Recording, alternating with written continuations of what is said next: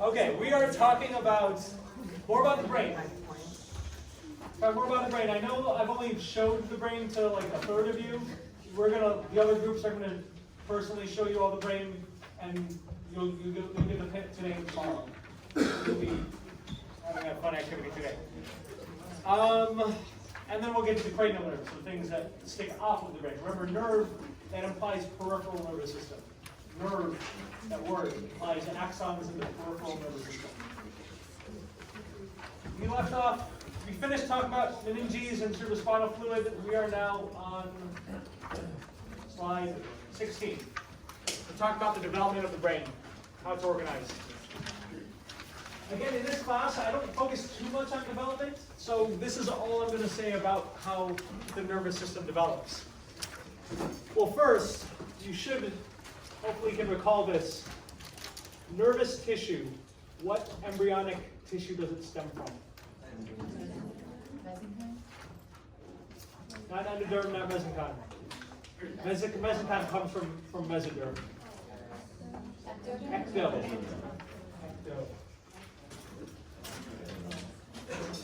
What else comes from ectoderm?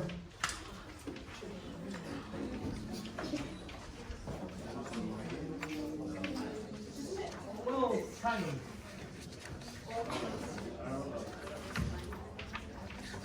Skin and nervous system. So integument and nervous system. That comes from ectoderm. I know they two don't seem too related. They're kind of not really, but yeah, they come from the same embryonic place, ectoderm. Once the ectoderm starts developing more, you form something called a neural tube. Literally a tube that's a precursor to all the nervous system.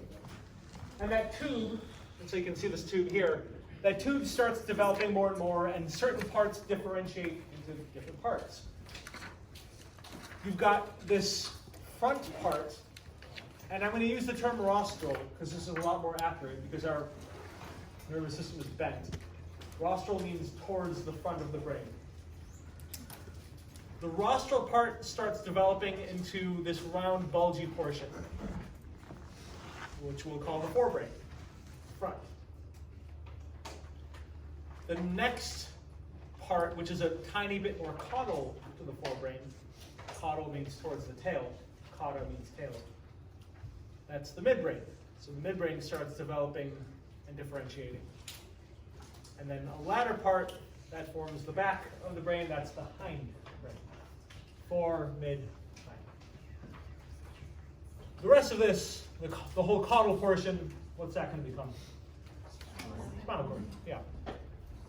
So this is early development still. It's a neural tube. Neural tube. Yes. It's towards the back. Yeah, hindbrain's towards the back. So we've got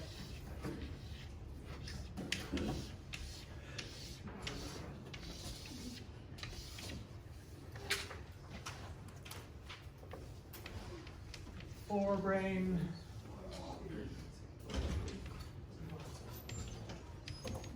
midbrain, hindbrain, and then the rest of the tail. Okay. Again, that was early. A bit later on in development, it develops even more. We get even more differentiation. There's a ton of terms that I'm not going to ask you to know. Here are the terms that I want you to know that are here in bold. The forebrain further develops into two parts. The cerebrum, that name should sound familiar. What neuron do we find in the cerebrum?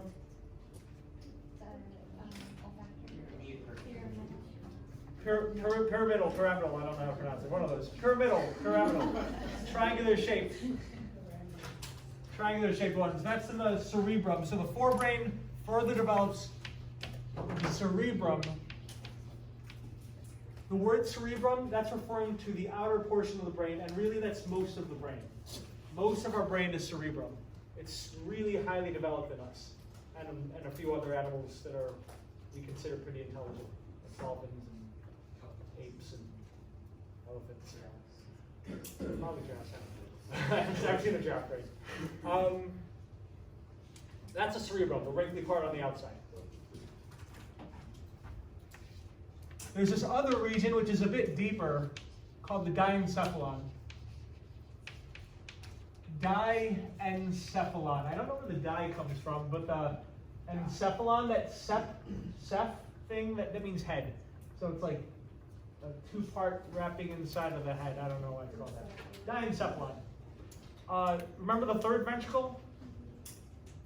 I don't have it here. The third ventricle, that's within the diencephalon. So it's that deep part of the brain. Third ventricle is within the diencephalon. You said encephal, E-N-C-E-P-H-A-L, and head? C-E-P-H, that means like head. Oh, okay. Cap or ceph, C-E-P-H, those are referring to the head. So you'll see those terms a lot. So that comes from the forebrain. From the midbrain, this is easy, people still call it the midbrain. There are different parts of the midbrain, but we'll get to that later. The hindbrain develops into more things. The hindbrain forms a brainstem. So the whole thing is we can refer to as a brainstem back here. But more specifically, we get the cerebellum. And I guess more accurately, let me put it this way. The cerebellum is its own thing. It's that little brain in the back. Really looks really branched, has that tree of life arbor vitae in it. That's the cerebellum. The brainstem is composed of the pons,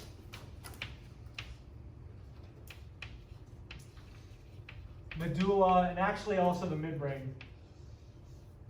When we say the word brainstem means midbrain, pons, and medulla, but specifically, developmentally, hindbrain, pons, and medulla are back here. Yeah, so you can see it's starting to develop more and more. We started as a simple tube, developing, differentiating, develops some more, and then it develops even more. The cerebrum gets really, really big. It starts growing really big, folding over, wrapping around everything, until you get a fully developed brain.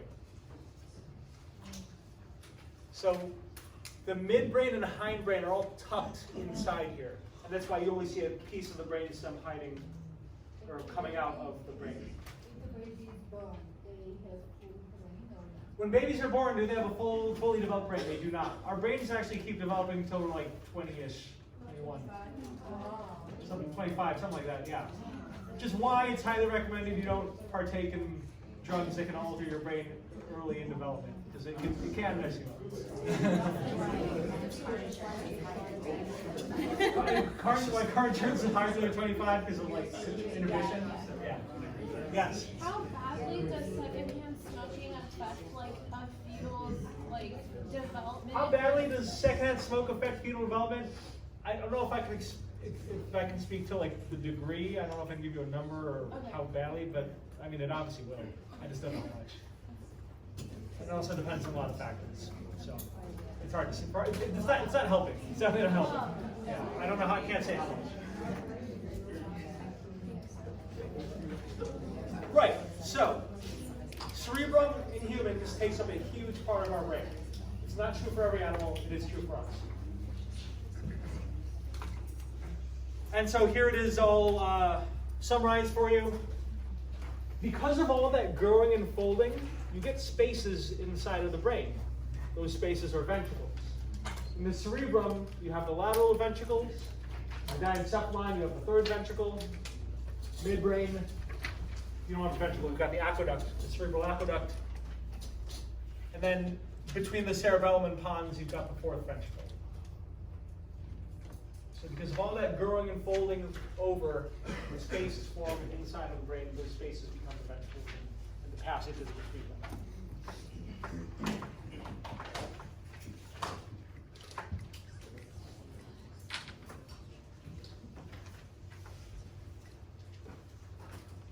And then, yeah, the last part, the tail end, caudal end, forms the spinal cord.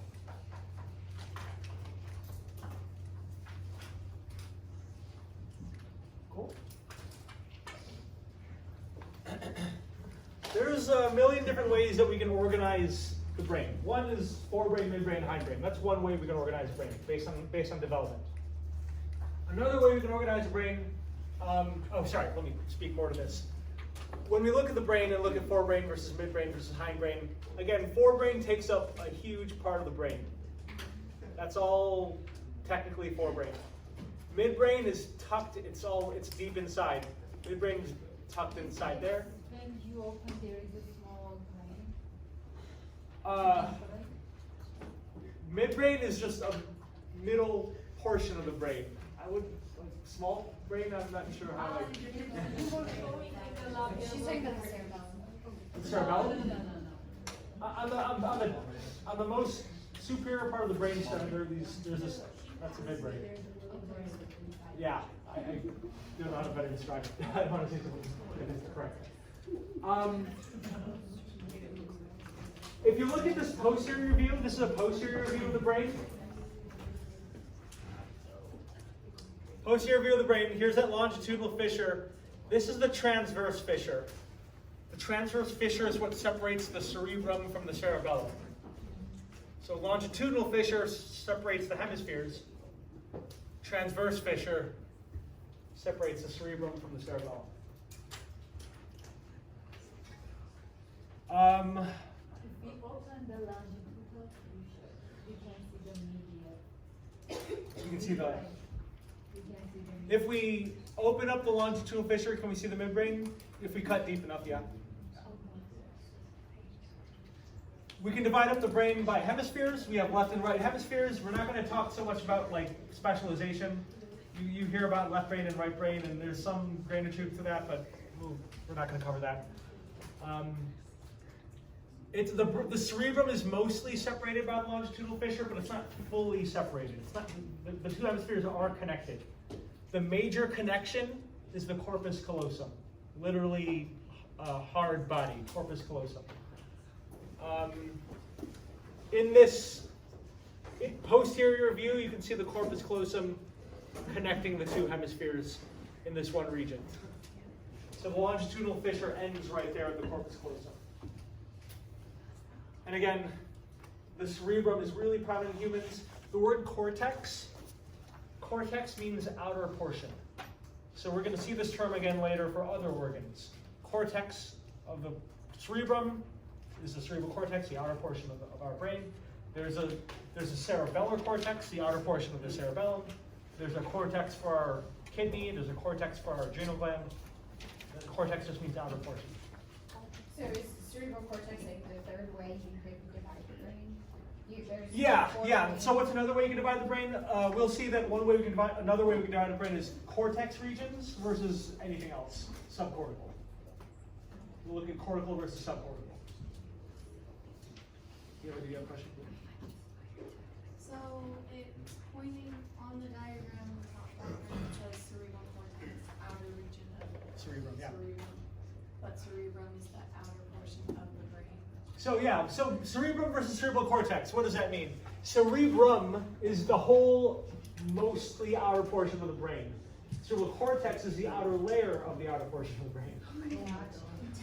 Where you saw those pyramidal neurons, those pyramidal cells, remember you saw there's a lighter portion and a darker portion? It was always in the lighter portion, that was the cortex. You find the neurons in the cortex. Oh, so that's just the brain matter versus subcortex? Yeah, so the cortex is definitely gray matter. Yes, cortex is gray matter. Thank you. That's a good way to clear it up. Which one? I don't get it. Pyramidal neurons? No. What she asked, like what the difference between So here in my rudimentary drawing, let's say here's the cerebrum. If this is the cerebrum, this is the cortex of the cerebrum. Just the outer portion of it.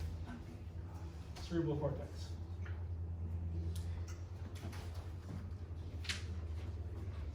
And it's gray matter. Gray matter. By neuron cell bodies there. What's another term for neuron cell clusters of cell bodies in the central nervous system that isn't cortex? A center. Tract is white matter. What's the center of a cell? It's a center or a nucleus. Center or nucleus is a cluster of cell bodies besides the cortex. So if there's another cluster of gray matter in the brain, like here, and we will go over regions that are deeper in, those are centers or nuclei.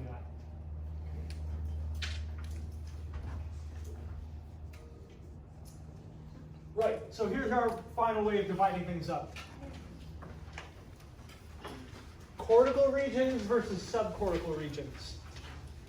Because our cerebral cortex is so highly developed, that gives us the ability to have really complex behaviors. Behaviors that only so many other animals have. It gives us the ability for cognitive processing, really high processing, high intelligence type things. Things like perception, awareness, thought, consciousness, memory, attention, language. Not every animal has this. The only where we process these things is in the cerebral cortex. Things that are subcortical, below the cerebral cortex, so literally everything else, they're for more fundamental survival things. You need them for things like breathing, for heart rate, for swallowing, for temperature regulation, blood pressure regulation, sleep regulation. Remember I showed you, let me go back to one of the very first slides.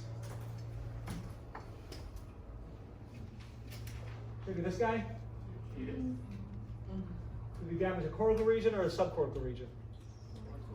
Cortical. High order processes were affected. He was not the same in terms of personality, but his overall bodily functions were fine. He could breathe, his heart was beating, could regulate temperature, that was all fine. But higher order things were affected. His cortical regions, cerebral cortex was affected.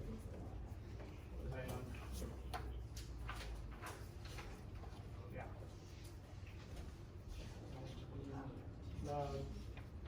Christina, then. So cortical regions more superficial. Are cortical regions more superficial? Yes. Is the cerebral cortex in charge of more voluntary functions? Is cerebral cortex in charge of more voluntary functions? Yes, I would say that. Cerebral cortex is definitely in charge of more voluntary functions. We'll learn about how we can control voluntary movement of our body. If it's vital, we don't want to think about it all the time. We want this to be automatic. So most of these things are automatic.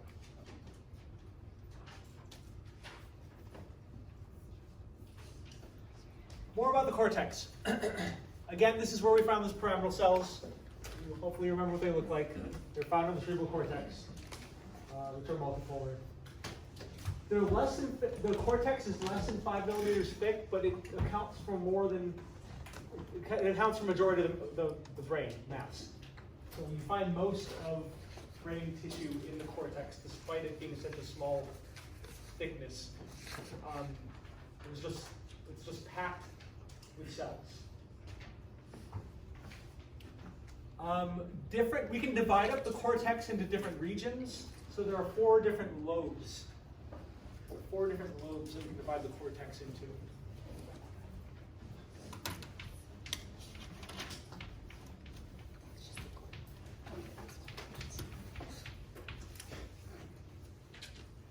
And these lobes are named after where they're found, which hopefully you remember the bones of the skull, because they're named after the bones of the skull that they're next to. Wait, sorry, hold on. I'm getting ahead of myself. I am. Okay, the 4 lobes. In front, you've got the frontal lobe. Over here, that's the frontal lobe. Okay, by the frontal lobe. On the sides, you've got the temporal lobes. So there are 2 of them. The temporal lobe on either side. Posterior to the frontal lobe is the parietal lobe. And then in the very back is the occipital lobe. There's a lot of different things that these areas are important for, and I've listed a bunch here. but let me just mention some of the basic things that they're important for. This frontal lobe is very generally important for decision making and motor control. So Phineas Gage, the dude with the rod straight through his frontal lobe, he could not control his inhibitions. And so he would curse and swear and be really unpleasant to be around because he couldn't control his inhibitions. Over here, the temporal lobes, it's by our ears, so it's important for hearing. That's one major thing it's important for. Parietal lobe is behind the frontal lobe. It's generally important for sensing touch, temperature, pain, itch, somatosensation. And then the very back, occipital lobe. I know our eyes are in front here, but the tracts go all the way back. So occipital lobe is generally important for vision.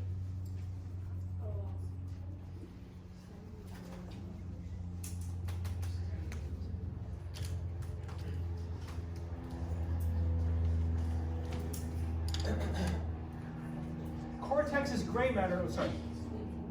Question. So when a person gets a headache and they feel it in a certain region of their head, is that necessarily where they're having the problem at? If a person feels a headache in a certain region of the head, is that necessarily a brain region that they're having a problem with? It could be a brain region. That's one possibility. It could be the blood vessels in that area. Or it could be something else that I'm not entirely sure of. Okay. I'm not too well versed on headaches. I just know sometimes it can be blood vessels, sometimes it's brain activity. How exactly do like brain tumors work? Like what? Like how is the brain affected when a brain tumor is? How is the brain affected when brain tumors work? I'm not getting into this too much, but basically either a neuron or a glial cell will undergo mitosis too much. Oh, okay. And then that will disrupt either blood flow or neural transmission in that area. So they do go under mitosis? In cancer, do tumors undergo mitosis? Yeah. Well, not in cancer, but I meant, I didn't mean mitosis. Neurons in general? Neurons in general. Do neurons in general undergo mitosis? In adulthood, only some do. Most don't. There's specific regions that undergo mitosis, and we can talk about that later. But it's very specific regions, not the ones that you want to replicate. Okay, so cortex is referring to the gray matter. What about the white matter? When you look at the brain, and some of you saw this already, and you'll get another look today and tomorrow. Good? Asha, let's see. You okay with it? I would do that. I know, you're talking, okay. White matter and gray matter, you can see the difference. White matter is literally lighter colored because it has fattier tissue from the myelinated axons. They're called tracts in the brain. They're called tracts, not nerves, tracts. I already told you about the corpus callosum. You can see the corpus callosum here, that curve going around the lateral ventricle. That's the largest connection between the two hemispheres. It's tracts, it's communicating, so it's white matter. It's not the only one. That's one major connection between the hemispheres. There's a few other connections. The one other that I want you to know is the anterior commissure. That word commissure means connection between hemispheres. So this is also a commissural fiber, corpus callosum, set of commissural fibers. Anterior commissure is very small. The way you find it, this is anterior, this is posterior. Follow the corpus callosum from posterior to anterior. Kind of makes this Nike-like swoosh, and it's pointing at this circle here. That's the anterior commissure. Third ventricle is right here, anterior commissure. And it's also right above the hypothalamus, which we'll get to that later. Point to the anterior commissure. Anterior commissure is right here. Oh yeah, that tiny one. It's a tiny white dot. And the corpus callosum, it's that Whole thing. Corpus callosum, this whole thing. Easy to follow the corpus callosum anterior. Yeah, the way I identify the anterior commissure, I follow the corpus callosum from posterior to anterior. It'll curve a little bit, and it's kind of pointing at it right there. Can you see, color? And we can see it on our cadaver brains, we can. It's there. And it's on model, so yeah, you should be able to identify it on both.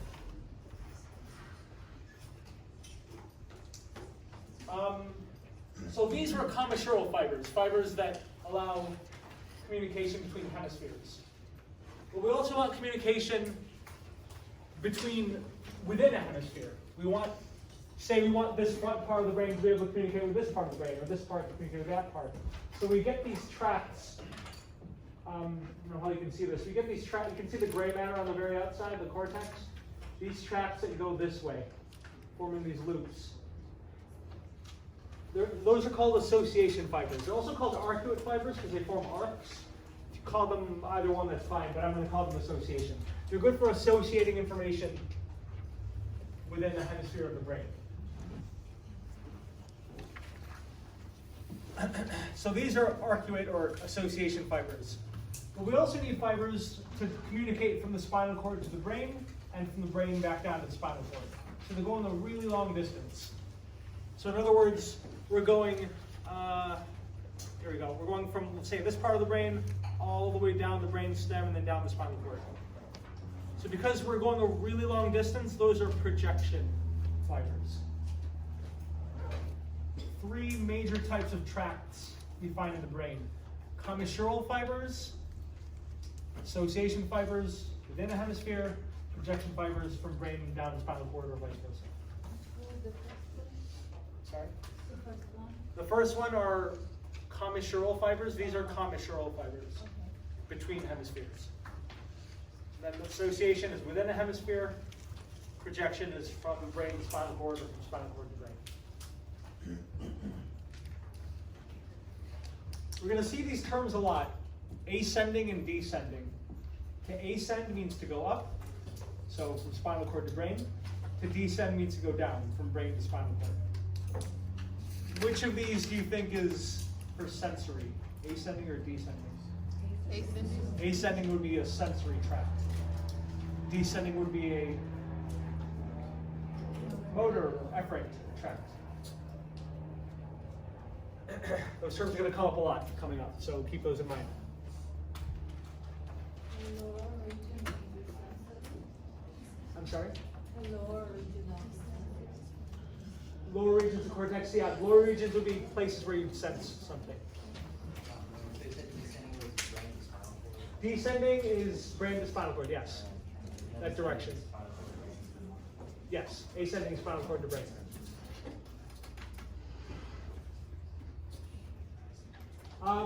Here's just another picture of that. I just wanted to find an excuse to include this cool picture here. This is it's called diffusion tensor imaging. You don't need to know this. I just want you to know. So see another picture of what these tracts look like. Here's a lateral view. You can see the association fibers. You can see the projection fibers going up and down.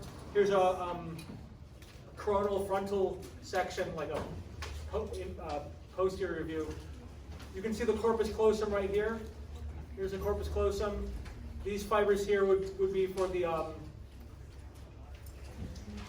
one. Anterior commissure. You can see the association fibers and the projection fibers going up and down like this. It just shows it really nicely so you can see it better. Okay, we'll talk about the rest of the brain areas next.